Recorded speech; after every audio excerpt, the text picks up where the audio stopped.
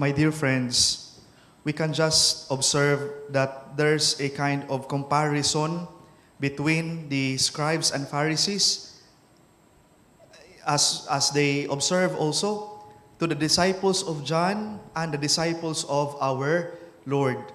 The disciples of John, as they would say, fast and offer long prayers, whereas that of the disciples of the Lord eat and drink. You know, this kind of comparison that they would like to present will not ever give them a kind of peace. Their idea of comparison, of comparing, they end up in despair. And that is also our character. Magsugod ganit tag kumpara, mo end up punta nga madismaya. So with that, our Lord presented to them this kind of parable. An old cloak will not match with a new wineskin. Is not be able to match with a old wineskin to a new wine.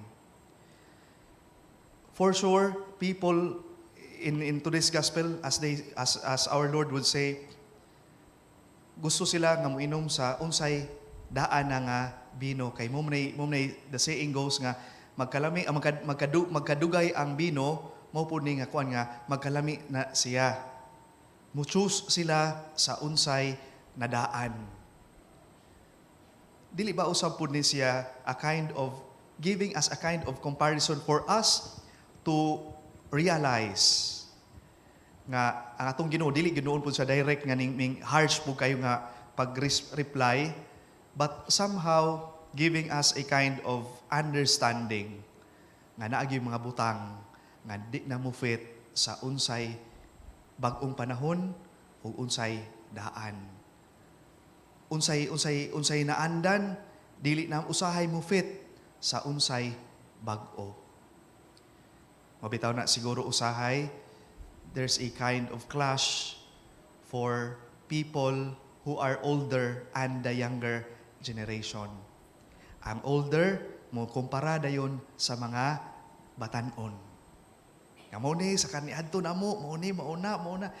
Supposedly, ang mga idaran, ang mga gores, should give a good example to the younger generation, not to compare.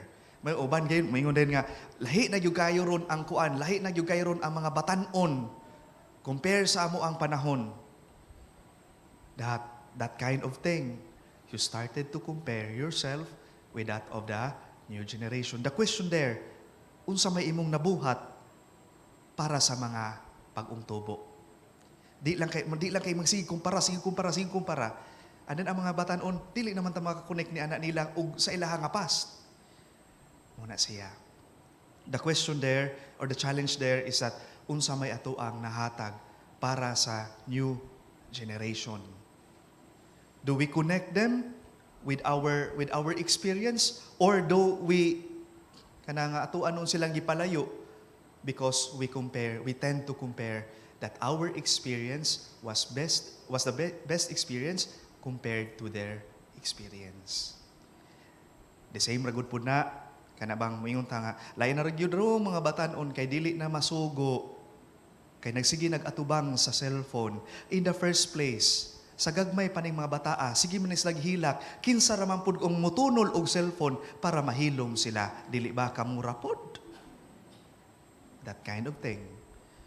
So, with that, my dear friends, hope we can make a kind of connection of thanking the past, of bringing them now, still of imparting to the new generation, not to compare.